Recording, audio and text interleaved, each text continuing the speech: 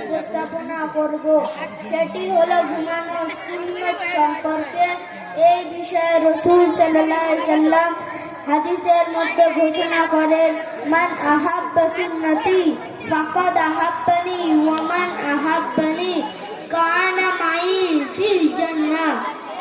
অর্থাৎ রাসূল সাল্লাল্লাহু আলাইহি ওয়াসাল্লাম বলেছেন, যে ব্যক্তি আমার সুন্নতকে জীবিত করলো সে আমাকে ভালোবাসলো, আর যে আমাকে ভালোবাসলো কাল কিয়ামতের দিন আমার সাথে জান্নাতে প্রবেশ করবে।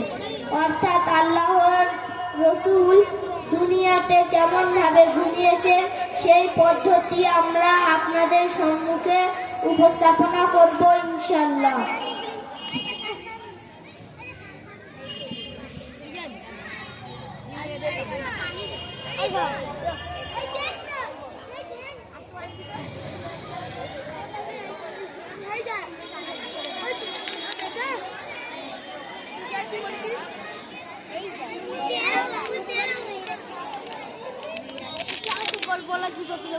বাবু বসে থাকো।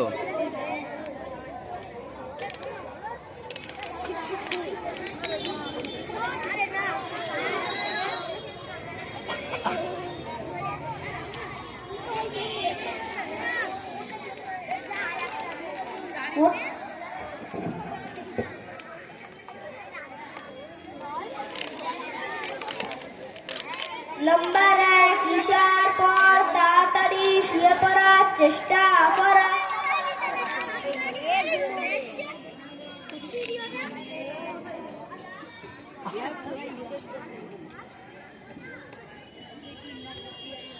লম্বা 2 শোয়ার পূর্বে কাপড় পরিবর্তন করা।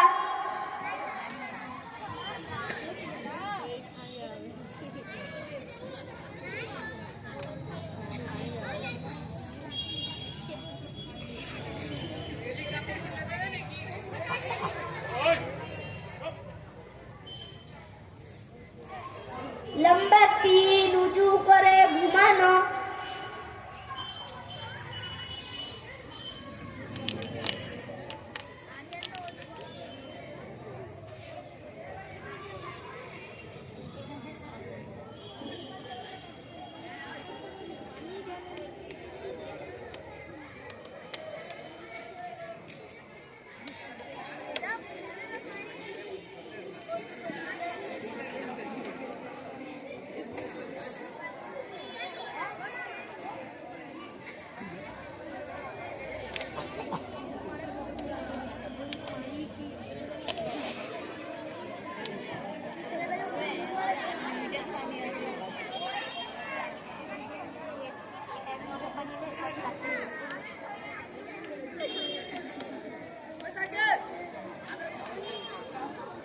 ফোন ফোন তো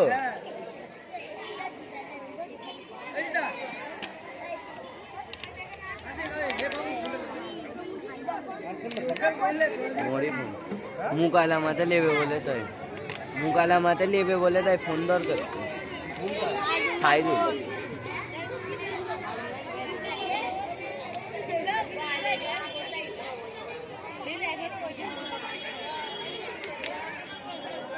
লম্বা 4 3 বার বিছানা ঝেড়ে শোয়া।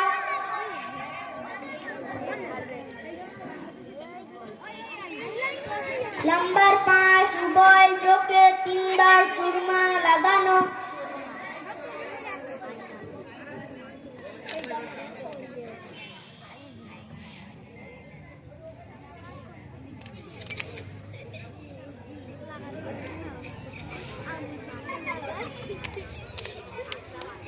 চুপচাপ মেরে বসে থাকো বলিনি।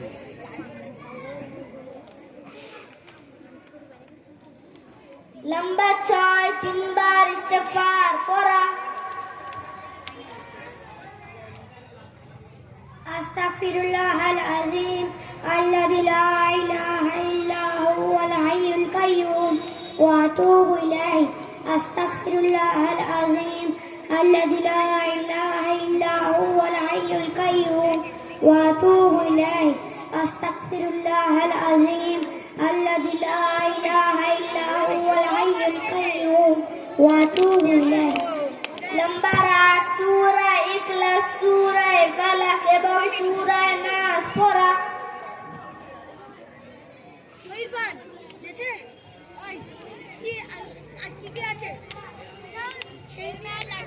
সূরা ইখলাস আউযু বিল্লাহি মিনাশ শাইতানির রাজিম বিসমিল্লাহির রহমানির রহিম ওই কোণের কুল হুয়াল্লাহু আহাদ দুই জোর ভাই একই দেখতে দেওয়া ভাই الصمد لم يلد ولم يولد ولم يكن له كفوا أحد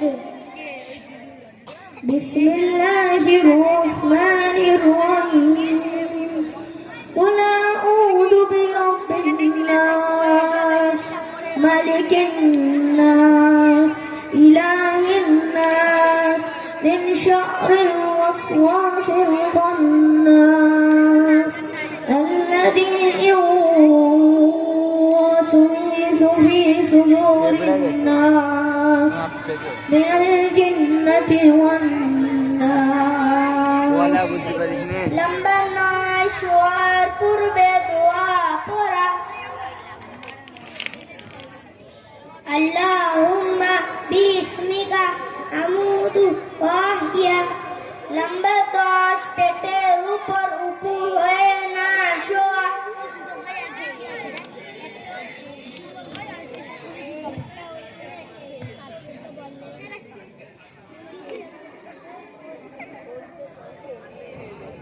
লম্বার 11 ডান দিকে কাত হয়ে কেবলামুখী হয়ে শো এবং হাত চয়েলের নিচে রাখা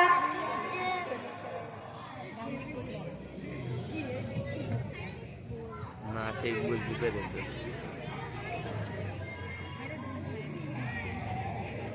আসসালামু আলাইকুম ওয়া রাহমাতুল্লাহি ওয়া বারাকাতুহু ওয়ালাইকুম আসসালাম রহমতুল্লাহ বারাকাতুহু। এই যে সুন্নত পদ্ধতিটা আজকের আমাদের বাচ্চারা এখানে প্র্যাকটিক্যাল করে দেখালো, অতি বাস্তব যে বাচ্চারা আমাদের চোখ খুলে দিয়েছে।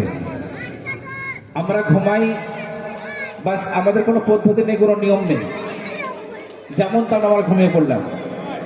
কিন্তু নবী করিম সাল্লাল্লাহু আলাইহি ওয়াসাল্লামের সুন্নাত যেটা আছে, এক তো সওয়াব, দ্বিতীয় বৈজ্ঞানিক দিক থেকে দেখুন, মানুষ যখন রাত্রে কাপড় পরিবর্তন করে ঘুমায়, অর্থাৎ তার ঘুমানোর যে কাপড়টা তাদের রিল্যাক্স হয়ে মানুষ ঘুমাতে পারে, মানে একদম শান্তিভাবে, কোনো টেনশন নেই যে কাপড় খারাপ হচ্ছে, কাপড়টা ঠিক নয়, বিরক্তিবোধ মনে হবে, এরকম কিছু নয়। দ্বিতীয় হলো যে ঝাড়ার বিষয়টা আছে, সব থেকে একটা মানে গুরুত্বপূর্ণ বিষয়। দেখুন নবী করিম সাল্লাল্লাহু আলাইহি ওয়াসাল্লাম ঝাড়ার কথা কেন বলেছেন, যে বিস্তারটা কমপক্ষে ঝেড়ে নেওয়া দরকার। কেন?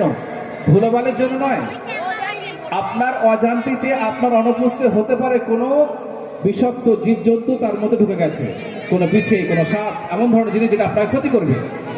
ওই জন্য বিছানাটাকে ঝেড়ে নিতে বলা হয়েছে, যাতে যদি সেই জিনিসটা থাকে তাহলে আপনি সেটা জানতে পারবেন এবং তার থেকে আল্লাহ তাআলা আপনাকে রক্ষা করবেন। এটা একটা অনেক বড় বিষয়।